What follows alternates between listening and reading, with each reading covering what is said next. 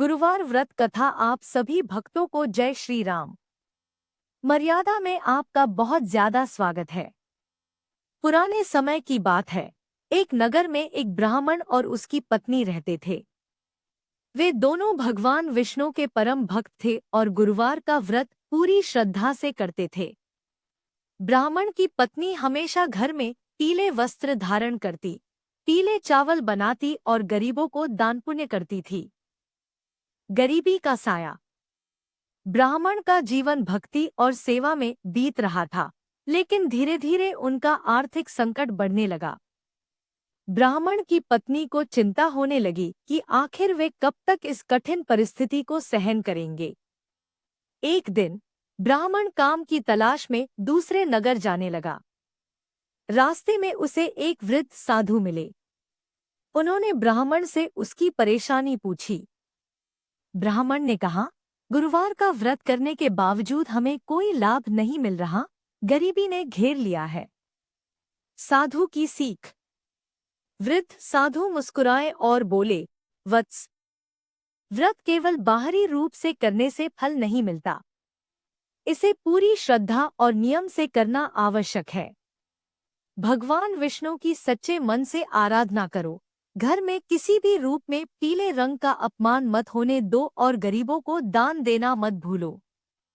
ब्राह्मण ने साधु की बात गांठ बांध ली और घर लौट आया।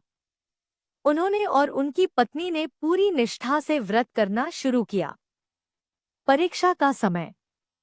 एक दिन ब्राह्मण की पत्नी एक अमीर महिला के घर काम मांगने गई। वह महिला गुरुवार के दिन कपड़े धो रही थी और अपने घर को साफ कर रही थी। ब्राह्मण की पत्नी ने उससे कहा, बहन, गुरुवार के दिन यह काम नहीं करना चाहिए। इससे लक्ष्मी जी रूठ जाती हैं। लेकिन वह अमीर महिला हंसकर बोली, ऐसी बातें पुराने जमाने की हैं।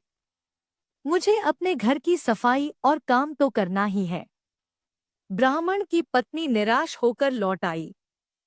कुछ ही दिनों बाद उस अमीर महिला का पूरा व्यापार डूब गया और उसकी संपत्ति नष्ट हो गई। अब उसे खुद दूसरों के घर काम मांगना पड़ा। तब उसे एहसास हुआ कि उसने गुरुवार के नियमों का अपमान किया था। भगवान विष्णु की कृपा। दूसरी ओर ब्राह्मण और उसकी पत्नी के घर लक्ष्मी जी का वास होने लगा। उनका आर्थिक संकट दूर हो गया, धन धान्य बढ़ गया और सुख समृद्धि आ गई। यह सब भगवान विष्णु की कृपा से हुआ। शिक्षा। इस कथा से हमें यह सीख मिलती है कि व्रत केवल एक परंपरा नहीं, बल्कि श्रद्धा और विश्वास की परीक्षा होती है।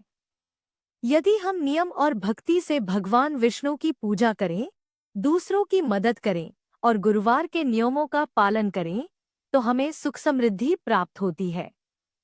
श्री हरि की कृपा सदा सब पर बनी रहे।